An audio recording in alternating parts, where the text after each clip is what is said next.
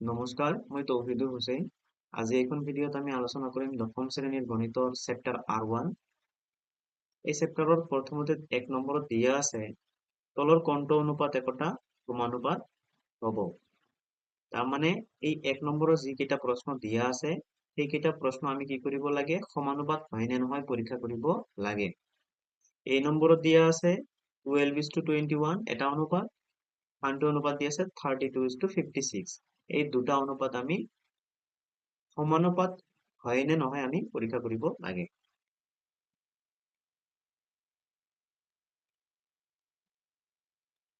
তো এই দুটা অনুপাত সমানুপাত হ'ব নে নাই ইয়াক পৰীক্ষা কৰিবলৈ আমি প্ৰথমে কি কৰিম, এটা এটাকৈ দুটা অনুপাত সমাধান কৰিম। প্ৰথমটো অনুপাত আছে 12:21। 12:21। ইয়াক যদি আমি সমাধান কৰো তেতিয়াহ'লে এই 12:21 মানে কি আমি বুজিব লাগিব। 12:21 মানে হ'ল হৰণ। 12 হৰণ 21, 12 ডিভাইডেড বাই 21। তাৰ মানে হ'ল ওপৰত হ'ব 12 আৰু তলত হ'ব কি 21। এতিয়া এই দুটাকে যদি আমি কাটাকাটি কৰো বা হৰণ কৰো, দুটা সংখ্যাকে আমি কি 3ৰে হৰণ কৰিব পাৰিম। এই তিনি সংখ্যাৰে দুটাকে হৰণ কৰিব পাৰিম। তো 3ৰে যদি আমি 12 হৰণ কৰো তেতিয়াহ'লে হ'ব 4, নাইবা 3 4 গুণ 12। একেদৰে 3 7 গুণ 21। অৰ্থাৎ ইয়াক কাটাকাটি কৰাৰ পিছত আমি পালো 4/7। একেদৰে আমি কি কৰিম, 32:56 সমাধান কৰিম। 32:56 যদি সমাধান কৰো তেতিয়াহ'লে হ'ব 32:56। একেদৰে আমি লিখিম 32 ওপৰত 32 ডিভাইডেড বাই 56। এই দুটা সংখ্যাকে যদি আমি কাটিব বিচাৰো তেতিয়াহ'লে আমি 8ৰে কাটিব পাৰিম। 8ৰে যদি 32ক কাটো তেতিয়াহ'লে হ'ব 4, 8 4 গুণ 32। আনহাতে 8ৰে যদি 56 কাটো 8 7 গুণ 56। গতিকে ইয়াতে হ'ব 4/7। তো সমাধান কৰাৰ পিছত দেখা পালো যে দুইটা অনুপাতৰে মান দুইটা কি হৈ আছে, 4/7, 4/7। যদি দুটা অনুপাতৰ সমাধান কৰাৰ পিছত মান বিলাক যদি কি হয়, একে একে হয়, তেতিয়াহ'লে আমি ক'ব পাৰো অনুপাত দুটা কি হয়, সমানুপাত হয় বা সমানুপাতত আছে। এতেকে 12:21 আৰু 32:56 সমানুপাতত আছে। এইখিনি ইয়াৰ উত্তৰ। ইয়াৰ পিছত নম্বৰ বিটো আমি সেই একে সমানুপাত হয় নে নহয় পৰীক্ষা কৰিব লাগে। সমাধান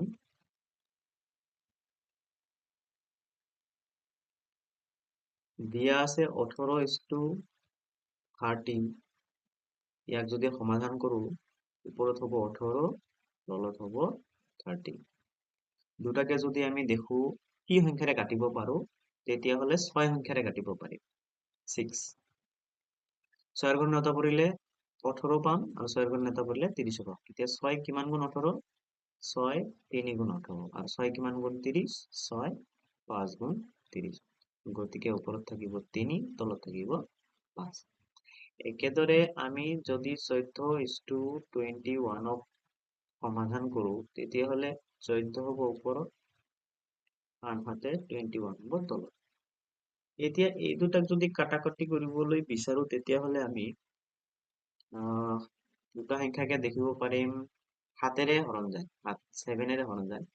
তো 7 2 গুণ 14, 7 3 গুণ 21। গতিকে ইয়াতে থাকিল 2/3। এবার এই অনুপাত দুটা, এই অনুপাত আৰু এই অনুপাত, এই দুটা অনুপাতৰ মান দুটা দেখা পালো বেলেগ বেলেগ। এইটো হ'ল 3/5, আনহাতে এইটো হ'ল 2/3। তো ইয়াতে মান দুটা বেলেগ বেলেগ হয়, সেইকাৰণে এই অনুপাত দুটা সমানুপাত নহ'ব। গতিকে ইয়াৰ কাৰণে লিখিম এতেকে 18:30 আৰু 14:21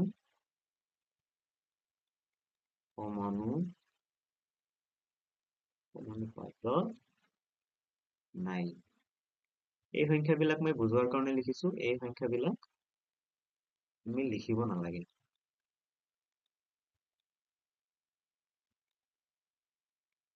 নেক্সট প্ৰশ্নত যাম।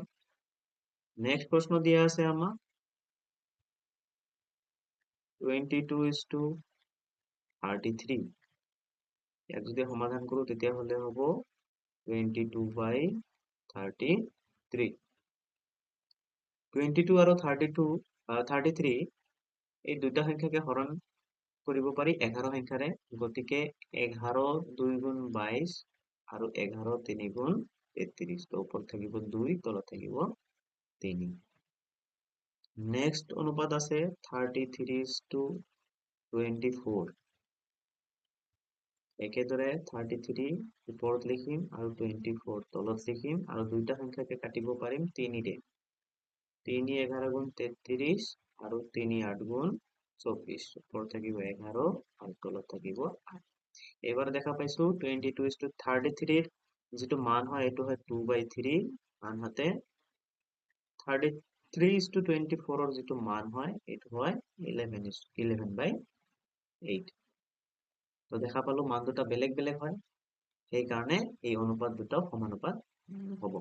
গতিকে 22:33 আৰু 33:24 সমানুপাতত নাই। নেক্সট প্ৰশ্ন 24:28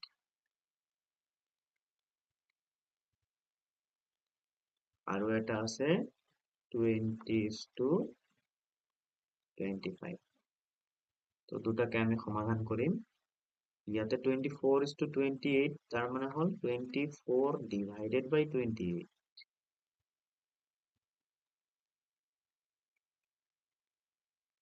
দুটা সংখ্যাকে হৰণ যায় 4ৰে।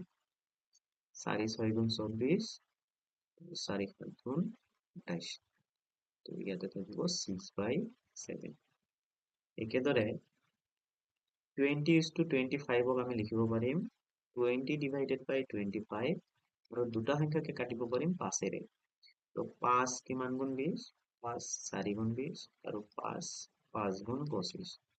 গতিকে 4/5। ইয়াতে দেখা পালো এইটো হ'ল 6/7, ইহাতে এইটো হ'ল 4/5। তাৰমানে যি দুটা অনুপাত আছে এই অনুপাত দুটাৰ মান দুটা সম্পূৰ্ণ বেলেগ বেলেগ। গতিকে ক'ব পাৰো যে এই অনুপাত দুটা সমানুপাতত নাই। এতেকে 24:28 আৰু 20:25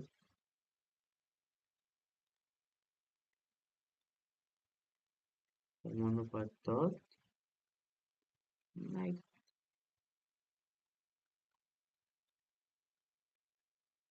নেক্সট 2 নম্বৰ প্ৰশ্ন দিয়া আছে তলৰ কোনবোৰ সংখ্যা ক্ৰমে সমানুপাতত থাকিব। তাৰমানে এই প্ৰশ্ন এই নম্বৰত যি 4টা সংখ্যা দিয়া আছে এই 4টা সংখ্যা ক্ৰম সমানুপাতত আছে নে নাই আমি পৰীক্ষা কৰিব লাগে। যদি ক্ৰম সমানুপাতত আছে নে নাই আমি পৰীক্ষা কৰিব লাগে, তেতিয়াহ'লে আমি কি কৰিম, এটা নিয়ম আছে, এই প্ৰান্ত পদ দুটাৰ পূৰণফল আৰু এই মধ্যপদ দুটাৰ পূৰণফল আমি উলিয়াব লাগিব। তো প্ৰান্ত পদ দুটা মানে প্ৰথমটো আৰু এই লাষ্টৰটো এই দুটা পদ আমি পূৰণ কৰিম আৰু এই মাজত দুটা আমি পূৰণ কৰিম। যদি প্ৰান্ত পদৰ পূৰণফল যিমান হ'ব আৰু মাজৰ পদৰ পূৰণফল যদি সিমানে হয় তেতিয়াহ'লে গম পাম যে এইটো ক্ৰম সমানুপাতত আছে। আৰু যদি একে নহয় মানবিলাক তেতিয়াহ'লে গম পাম এইটো ক্ৰম সমানুপাতত নাই। তো মই লিখিম ইয়াতে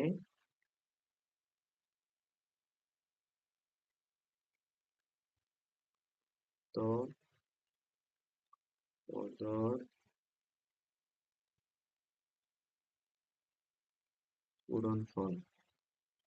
তো প্ৰান্ত পদ দুটা আছে 2 টু 8 তাৰ মানে এইটো এটা প্ৰান্ত পদ এইটো এটা প্ৰান্ত পদ মানে সাইডত দুটা তো 2 8 গুণ হৈ আছে 16 আনহাতে মধ্য পদৰ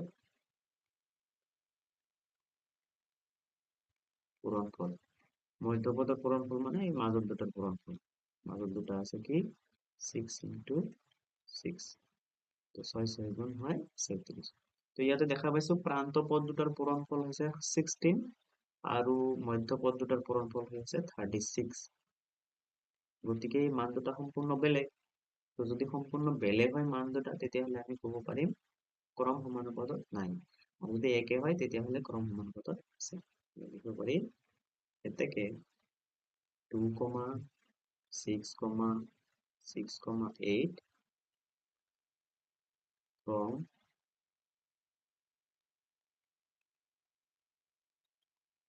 অনুপাতত নাই নেক্সট কোৱেশ্চন আছে 10 20 30 60 তো আগৰ নিচিনাকৈ আমি কি কৰিম এই প্ৰান্ত পদ দুটাৰ পূৰণফল উলিয়াম আৰু একেদৰে মধ্য পদ দুটাৰো পূৰণফল উলিয়াম প্ৰান্ত পদৰ পূৰণফল 10 into 60 এইটো এটা প্ৰান্ত পদ আৰু এইটো এটা প্ৰান্ত পদ 10 to 60 দুটো পূৰণ কৰিলে হ'ব 6 গুণ 6 দুটা শূন্য আনহাতে মধ্য পদৰ পূৰণফল মধ্য পদ মানে মাজত দুটা পদ এই মাজত দুটা পদ আছে কি 20 আৰু 30 20 into 30 তো 2 3 গুণ হ'ব 6 ইয়াৰ এটা 0 ইয়াৰ এটা 0 দুটা 0 তিনি তো এই অংকটোত আমি পালো কি এই প্ৰান্ত পদৰ পূৰণফল 600 আৰু মধ্য পদৰ পূৰণফল কি হৈছে 600 একে হয় গতিকে আমি লিখিব পাৰো গতিকে 10, 20, 30 আৰু 60 ক্ৰম সমানুপাতত থাকিব নেক্সট কোৱেশ্চন ইয়াতে আমাক সংখ্যা দিয়া নাই ইয়াতে আমাক কিছুমান চলক দিছে বীজগণিতীয় চলক বহুপদ কেইটামান দিয়া আছে আৰু এই বহুপদ কেইটাক আমি কি কৰিব লাগিব একে ধৰণে আমি চেক কৰিব লাগিব ক্ৰম সমানুপাতত আছে নে নাই প্ৰান্তত কি আছে প্ৰান্তত আছে p আৰু এটা আছে q square p into q square ইয়াতে মই পূৰণ চিন দিয়া নাই ইয়াতে ডট দিছো এই ডটটোৱে পূৰণ চিন বুজাইছে তো মই যদি p আৰু q স্কয়াৰ পূৰণ কৰো হ'ব pq স্কয়াৰ আকৌ মাজৰ পদ দুটাৰ পূৰণফল তো কি হ'ব মাজৰ পদ দুটা আছে এটা pq এইটো আৰু এটা আছে p square q into p square q ইয়াতে দুটা যদি পূৰণ কৰো তেতিয়া এই p আৰু এই p স্কয়াৰ পূৰণ কৰিলে হ'ব ইয়াতে এটা আৰু ইয়াতে দুটা টোটাল হ'ব তিনটা তাৰ মানে p টু দি পাৱাৰ 3 বা pq আকৌ q আৰু q পূৰণ কৰিলে হ'ব q স্কয়াৰ ইয়াতে দেখা পাই আছো pq স্কয়াৰ আৰু p কিউব q স্কয়াৰ এই দুটা বেলেগ গতিকে ক'ব পাৰো যে এই চাৰিটা ৰাশি ক্ৰম সমানুপাতত নাই এতেকে p pq p square q q square ক্রম সমানুপাতত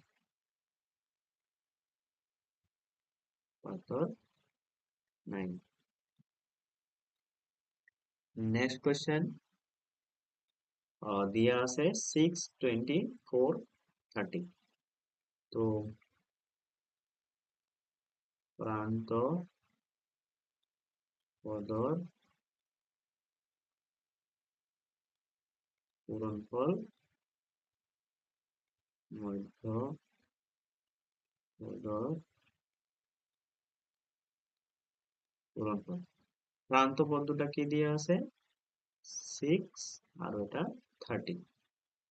তো যদি পূৰণ কৰো হ'ব 6 into 30 আৰু 6 3 গুণ হয় 18 আৰু এই এটা 0। একেদৰে এই মাজৰ দুটা পদৰ পূৰণফল 20 into 4 যদি পূরণ করো 4 2 গুণ হবো 8 আর এই এটা 0। তো 180 আর 80 দুটা বেলেগ সংখ্যা, দুটা বেলেগ মান, গতিকে কব পাৰো যে 6 24 30 ক্রম সমানুপাতত নাই। গতিকে 6 24 30 ক্রম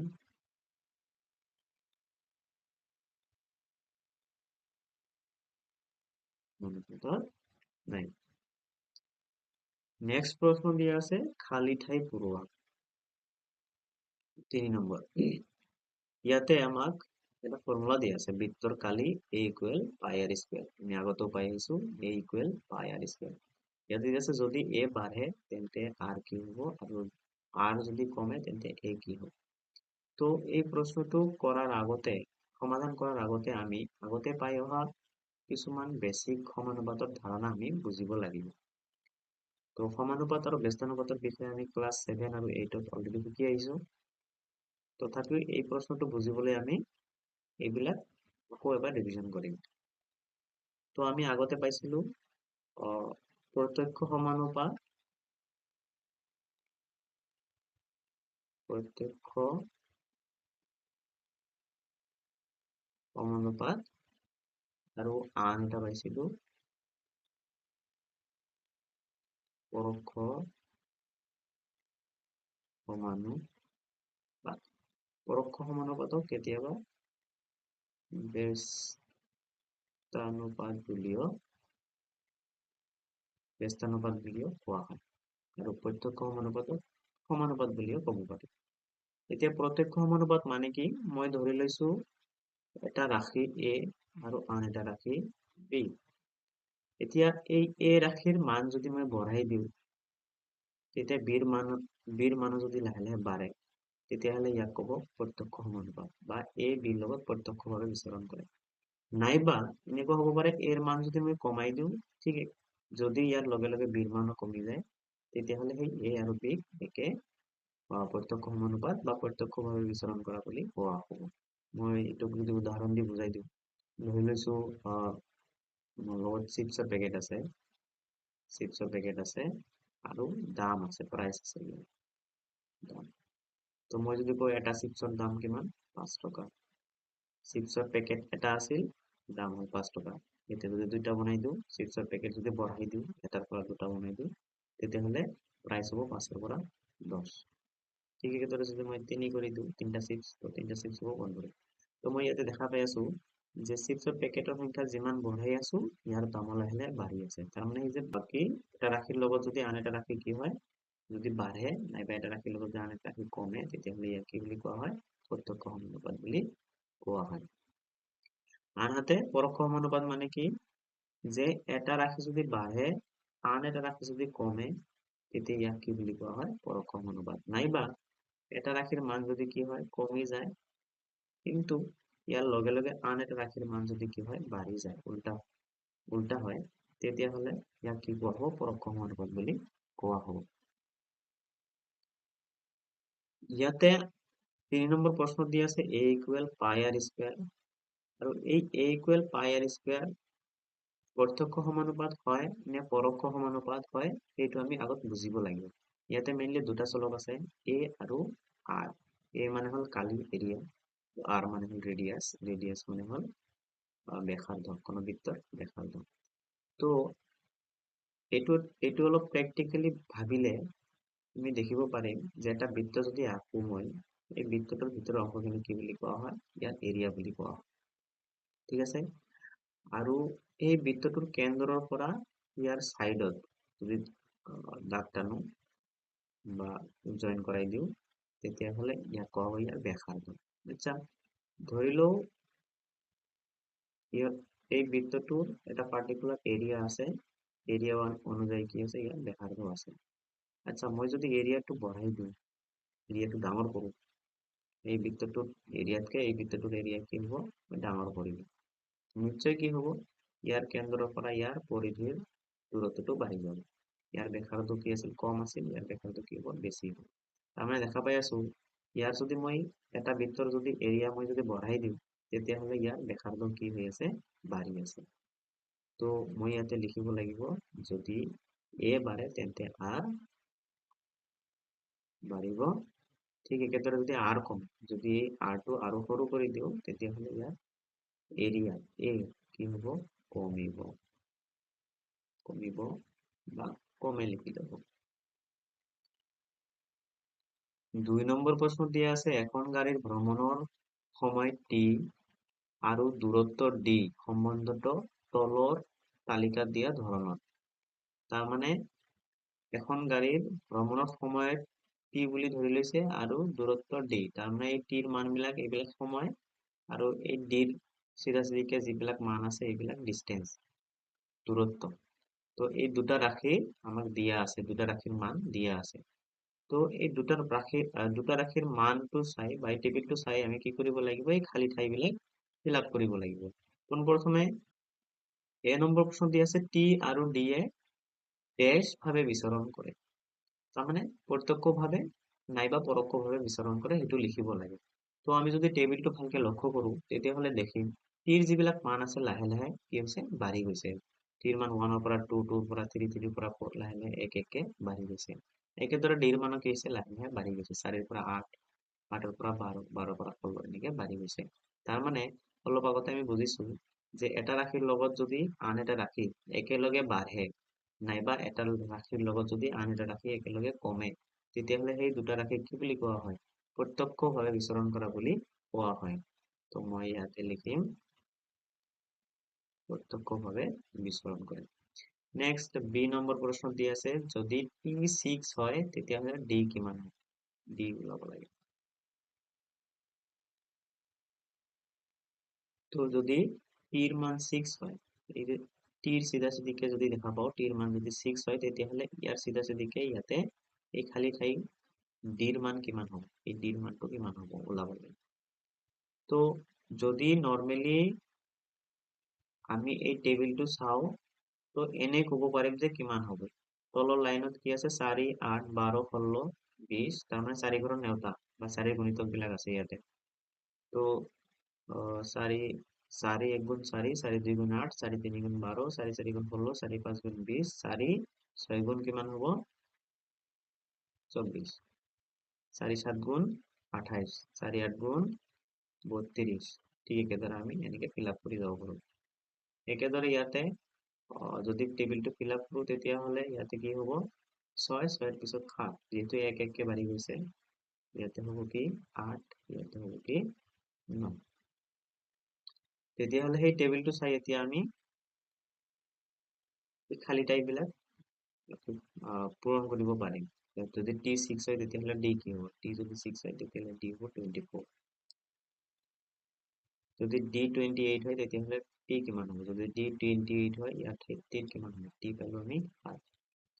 যদি D36 হয় তেতিয়াহ'লে T কিমান হ'ব, 36 হয় তেতিয়াহ'লে T কিমান হ'ব, তেতিয়াহ'লে 9।